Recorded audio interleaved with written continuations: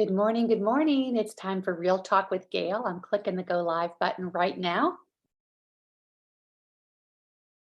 Good morning. Good morning. How are we doing, Facebook? I'm so excited to be with you in Kingdom Dream Chasers. For those of you who are new, we've got new members always coming into this group. And why is that exciting? Because that means there are women of faith hungry for connection with other kingdom-minded women who want to grow their business, but they want to do it based on kingdom values. And so we are so excited to have you here with us. Welcome, welcome, welcome. I'm doing something I've never done before today, and I'm going to be sharing with you things that I've never shared before about my time in the industry of direct sales and network marketing. It's kind of one of those moments this morning. I was like, God, what am I going to talk about today? What's some real talk? And it was like, tell them things you normally don't tell them, Gail. Share parts of, stories and things that you normally don't share at all about your time in the industry. For those of you who are new to me, I am completely retired from having an active business. So I am not an affiliate with any company any longer, but I was for a lot of years. So let's start with the fun facts about Gail, number one, in relation to her time in the industry. So first fun fact is my first job in the industry was I sold World Book encyclopedias. I was in college and I wanted a car on campus. And my dad was like, I was the fourth of five girls. And my dad's like, I'm not buying you a car. But then he challenged me to work for it, right? So he wanted me to work for it. He wanted me to have that. He always wanted to spoil us, but for us never to be spoiled. Can I get an amen? And so he wanted me to work for it. So he encouraged me. He's like, okay, you prove to me that you can sell World Book and I'll get you a car. So he thought he was just trying to like make me go away, sort of, right? And so I marched myself to the local, I went to Arizona State University. I was in a sorority. And my sorority sisters still laugh about this a million years later. Okay. Me walking out with my little briefcase and going to appointments. But I marched myself to the office for training and set a goal. I had a picture on my wall of this car that I wanted. It was a Suzuki Jeep. Anybody remember the Suzuki Jeeps? It was a Suzuki Jeep. They were out new and it was so cute. I didn't get the Jeep, by the way, but I did get the car. And I literally sold. So they would give you leads, and I would go. These were preschool and elementary school parents who had said, "Yes, I would like to talk to someone about educational materials like World Book in my home." And so these were warm leads. These were hot leads, right? Somebody, a family that said, "Yes, call me about this." Like, is that the best lead ever? So I would go knock on their door. I borrowed my roommate's car to do this. And I think after a few months doing it and proving to my dad that I really was taking this very seriously. Anyway, so that was my first job in the industry. Then from there, I joined a number of different companies, but always for the discount. Whether it was makeup or skincare or health related, I would join those companies and always wanted, you know, the benefits. I always believed in the benefits of the products. I believed they were higher quality products than what you could find, out there on your own in retail. I loved that there were women that I was supporting in business. I loved that they would service me and there would be a relationship rather than just me going to the grocery store and buying something, for example. And there was no Amazon back then, right? All right, some more things. My first company that I had three little boys. I had been in corporate America and I was always looking for the exit strategy out of that. I'm not, knocking 9 to 5 too much, but I always wanted to, I had an entrepreneurial spirit and I always wanted to be kind of in that freedom mode of my own schedule, my own time, all of those things. So um, my little sister approached me with my first real 12-year, that's a big long time. I was a leader in a company called Solpata Designs Jewelry. Some of you remember Solpata. Can I get a shout out for Solpata? They did close their doors after 12 years, which was sad, but they did sell the brand to an online retailer. So you can sort of still find some sulfata, but it's not the same. It's not the same as having those reps and doing those parties. So I'll share with you one of my crummy moments that ended up turning into an amazing moment in the company. So I drove out pretty far, way out for this party, right? So I was newer to hostess coaching. I don't know that I was doing a very good job of it, but anyway, I drove out, and the house was under construction. They were like completely redoing the house. So there was only one little spot in the kitchen where I could set up this little table, and I had a lot of jewelry at the time to display. And so I go out there, and it's a weekend. I'm leaving my family. I'm driving far. Right? I get there, and I'm just kind of annoyed because I can't do the full display. And there's like two women there, and they're the only two women who ever come. All right. They both bought, we used to joke and say it was a toe ring party, because toe rings were like the least expensive thing to purchase. So like $12 to $14 for a toe ring. And so when like your upline would ask, how'd your party go? It was a toe ring party, So, but what I want you to hear about this, it gets worse. All right. So, the woman who came kind of second, she says to me, "Oh, it's only okay." Now, what happened to me in that moment is I took responsibility for her question. Instead of falling into victim mode, which I could have, I was like, whoa, I'm partly responsible for this. I'm partly responsible for the fact that there are only two of us, two guests here at this point. I didn't coach her well enough. I didn't encourage her enough. I didn't encourage her, ask her about her list. Who was she inviting? Who else could she think of? Because yes, would that have benefited me? Yes. But would it have benefited her? Absolutely. So I chose to focus on me and being uncomfortable, pushing her to get more people there. But the truth is, I made her party, by not coaching her well, I made her party look unsuccessful to her friends. And okay, not only was that embarrassing for her, but were they going to want to book a party with me? Probably not. Right. So I decided in that very moment that, like, whoa, this won't happen again. I can't control what my hostess is going to do or not, but I certainly can control what I'm going to do. And that's coach her really well, give her my best ideas and strategies for getting women to her party so that she can have fun, they can have fun, and she can earn free jewelry and have fun. Okay. So that was a big moment for me. And all right, like I told you, it gets worse. When I left the party, there was a chemical spill on the highway. And I literally get stuck in like this massive traffic jam on the way home, like hours, I think it was. But what I want you to hear from this is, I was like, okay, I'm going to finally found a detour and worked my way around or whatever. I got off of the highway instead of going the normal route home. But I was in that kind of like victim mindset, like, did this get any worse? Right? Any of you? Yeah. And so then I was like, okay, Gail, I'm going to do my part. I'm going to follow up with her. I'm going to encourage her to get outside orders, all the things that we're encouraged to do. And guess what happened? I booked parties from that party. Those parties booked parties from that party. I went on and I followed this chain. After about 2 years, I got reps from that. I got, because I didn't throw in the towel, please hear me in this. I didn't throw in the towel. That could have been that moment where I quit. That could have been the moment where I said, forget this, I'm not doing this anymore.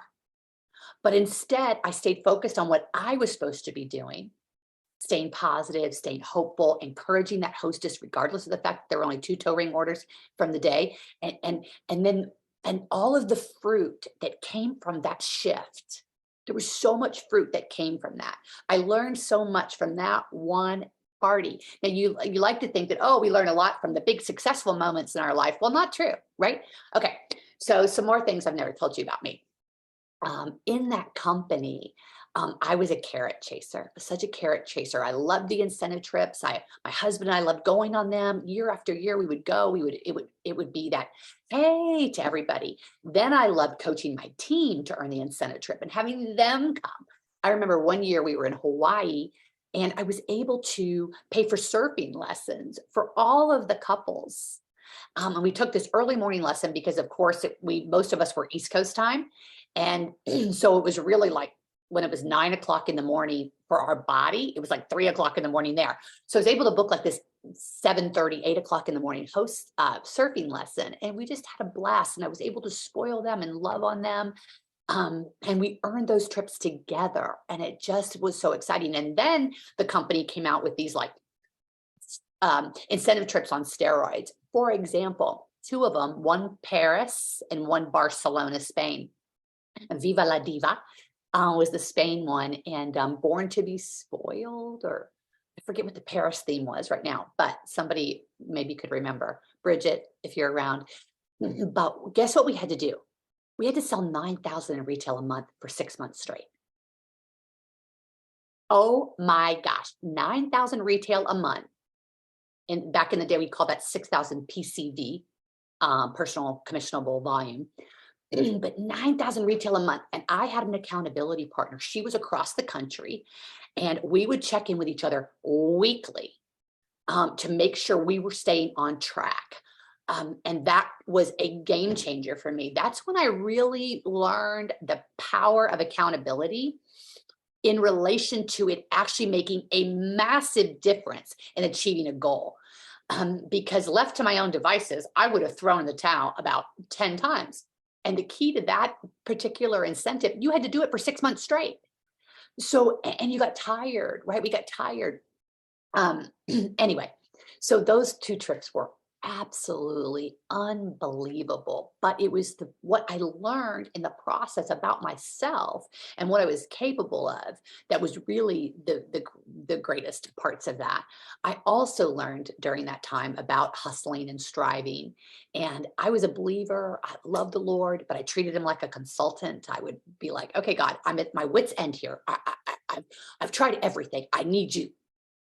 And what he's taught me now is how to build a business on kingdom values. And he's taught me how to work with, capital WITH, with him, not separate from him, with him all throughout the day, working from a place of rest. And so that's my passion now, is helping women in the industry to do that. I believe, here's something I've never told you before, and this is pretty new for those of you who have been around me for a while. I really believe there's revival going on in this industry. If you look around, I mean, those of you who know Ray Higdon, he is a massive leader, Rainmaker Academy, a massive leader. He and his wife in the industry, trainer for people in network marketing. And he is really now, God has called him to be bold about his faith. And he is online just about every day talking about how to build your business from a kingdom perspective. And anyway, so that's been so fun to see. Company owners, Heidi Vanderwall with Crown Free. Can I get my Crown Free gals shout out there? Of course, 31, Mary and Martha. Mindy Lynn of Damsel in Defense. There are so many kingdom women using the power of their life story, stepping into massive, courageous action, founding companies, starting companies. Here's something I have never said publicly. We are having, I'm doing my first retreat. It's going to be an intimate retreat. It's going to be at Pure Hope Ranch in Northeast Texas, the weekend before Thanksgiving, Thursday to Sunday. It's going to be a small, intimate group. We're going to have you get up on stage as a panel discussion. It's 5-star accommodations, 5-star food, beautiful ranch, all to ourselves. And guess what? Pure Hope Ranch is dedicated. It's a nonprofit company that all of their proceeds go to rehabilitating humanly trafficked people. And they have a home in town, which is about 10 miles away, I think. And we will get to tour that. And it is for people being rehabilitated. And they have their servers who will be serving us. That some of them will be in their program of that. That's their job. One of their jobs is to be there and work on the ranch. And one of them might even be sharing their story. It's just going to be fabulous. So that's the weekend of this November 16th to 19th. And I know that's going to be very intimate. And but so there's some more things I've never shared with you, especially back in my time in, okay, here's one. In my network marketing company, I was with a wellness company after Zapata closed their doors, my husband and I have a brick and mortar business. It's a wedding venue and tavern. You can check it out, go like it, follow it. It's called The Schoolhouse, and it's in Fairview, Pennsylvania. It's a wedding venue and tavern. My husband focuses on the tavern and I focus on the wedding and events. So my Thursday to Sundays are usually focused on that. My passion is coaching. My passion is helping women in the industry build on kingdom values. However, that is our brick and mortar business, and I do love it. I love the local connections that we have, and we've grown that business.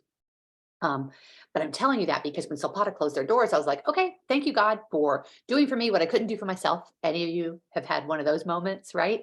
Thank you for doing for me what I couldn't do for myself and closing that door. And then I had a massive, a life-changing experience with a wellness product and jumped into that company. It was one of those like, I have to do this, right? I'm sure there's a number of you in wellness that has been your experience. So part of my what happened to me there is I didn't do very well sharing my message because I was sharing my message to a very large, broad audience because there were, you could be a child and benefit from these products, and you could be an elderly person and benefit from these products. And so I wanted to help everybody, right? And I didn't understand the new online marketing space and how you have to, please hear me, you have to be speaking someone's language in order for them to pay attention. Now, can you get somebody to, randomly come alongside and want to know what you're doing or want to know what your products are? You can. But if you want true engagement and you want connection and you want your efforts of posting and going live to actually be reaching people, then you need to be speaking her language. So for example, in that company, because I was just, speaking to everybody, right? Then what scripture tells us in Acts 22:2, that Paul was sharing his story and he had to speak a specific language in order for them to pay attention. So if you're talking about health and wellness, for example, and you're speaking to everybody, look what happens when instead you say, oh, my experience was really about anxiety. I had been on medication for 10 years. And being on that medication, it had really kind of flattened my emotions, which is what it's supposed to do.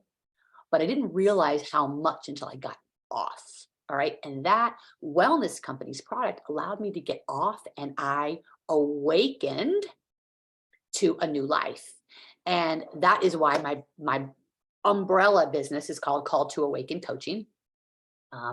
Because God called me to awaken, to wake up to what was really happening in my life. Now, imagine if in that network marketing company, instead of me trying to help everybody, instead, if I would have solely focused on my message of anxiety, solely focused on what had happened in my life, gone through the pain points of what life had been like, getting on the medicine, all the years of wanting to get off, the side effects, the withdrawal, all the things. If I had solely just focused on that, I bet that business would have blown up. I know that's true now because I understand marketing from a whole new perspective. So it's part of my passion now to help you understand that and get your messaging focused and intentional. So you stop working so hard and you start working smarter instead of harder. All right. So that is, that is a big part of my story. Some of you have heard pieces of that. But that company experience would have been completely different had I known what I know now. And so now I'm able to help my clients to start getting results. The other thing, all right, let me stay focused on the things that I haven't told you. Hey, let me look in the comments. Does anybody have a question for me? Let me see if I can pull these comments up over here. Comment, where are you guys? Good morning. All right, revival. Yes, Kelly. Anybody have a question about something that I've said or something that you're wondering about me? I would love to know. I'm looking in the comments. Working smarter, not harder. Amen, Linda. That is what we are after as kingdom women, right? Oh, I've got something for you. hopefully you all are getting emails from me. My April newsletter is going out April 1st, which is Saturday. Can you believe it? We're already in April. And how many of you experienced the Ready to Roar Encore in January? Oh my gosh, the testimonials were amazing. It's a mini summit, only 5 days, and we only have a speaker a day. So it's very manageable and focused. Well, you're the first to hear that our Ready to Roar 2 is you're in the newsletter that I referred to for April 1st, you're getting the registration for that summit. It's starting April 17th. Now here, this is the deal. The theme of this summit is all for women of faith in business, believers in business. And the theme is getting clear about what God actually says about money, not what we think he says. If I have to tell you one of the number one things that are keeping most of my clients stuck and held back, it's what they believe in relation to money as a believer. So as believers, what are we believing that God actually thinks about money, says about money, and wants us to be thinking about money? Because if we are allowing lies and complete half truths to guide our thoughts about money, that is majorly impacting your business and impacting your ability to get to a place where you're actually having a successful, thriving business that others are interested in wanting to know what you're doing. All right. So Ready to Roar 2. The registration starts on Saturday. So I hope this was fun, sharing some things with you that I've never really shared before about my time in the industry and how it's positioned me to be equipped now to help women of faith in the industry to build their business on kingdom values. And for those of you who are brand new, I have a podcast that you can listen to. I do these real talks every week. I have a membership app that is full of kingdom training on sales, recruiting, and marketing from a kingdom perspective. There are over 120, 130 trainings in there. And that's an app membership. When you join that app, you get to get live coaching with me in a mastermind once a month to keep you tracking and allowing you to ask questions. It's just a crazy value. I also have courses. There's 6 pillars to building your business on kingdom values. There's the Getting Sales Consistently course. Those are my 2 main courses. And then I have coaching programs. So one-on-one and group, all really custom coaching programs. I do a lot of onboarding, a lot of intake about what's currently going on in your business, what you need, where your obstacles are, and then we start working you through. They are 12-month journeys for a very specific reason. I tried 90 days. I tried 6 months. But the truth is, we need fellowship as kingdom women. And my clients, when they graduate after those 12 months, they're like, ooh, we don't want to go. All right. So believe me, it's not too long. And what we do is we focus on first quarter results. So whenever you join, the first 3 months is your first quarter in the program. So we focus on first quarter results, getting you results. And then that second quarter, we're refining. By the third quarter, you are starting to see a massive shift and looking at how to pivot even more to create that next level of success. And then in the fourth quarter, we're really focusing on the fine tuning to get you ready for the next year of your business. So those are my coaching programs. I have a website. All right, it's my last thing that you don't know. I have a website called To Awaken that is going through a revision. It's going to be moving to more of a gailroot.com, just so it's easier to find me, branding, all of those things. But you still open it and see Call to Awaken. You're going to read about a book launch that's coming up. I have a book coming out. And on Master Your Morning, if you're familiar with that, there is a book coming out. And that is with the page layout person right now. I'm waiting for it. I've got some endorsements coming back. So these are all things I have not shared with you, most of you. And so let's see. So on that website, you're going to be able to look at all of the events that we're having live for the year, because there's a live event every year. Every month, there's a live event. So you're going to be able to look at all of those events and when they're scheduled. You're going to be able to check out the book and offers there. You're going to be able to check out my courses, my coaching programs. So we're just streamlining that and rebranding and refreshing that website. So that's going to be coming out. So lots packed into here. I'd love to hear in the replay, type in the comments, like what resonated with you, what you were, hearing. It's always helpful to me to know what landed, what helped you, all those good things. So if you're new, there is a featured post that walks you through all the things that are of a benefit to you in this group on Monday. Guess what Monday is? The first Monday of the month. What does that mean? It's speed networking. We've got speed networking in this group.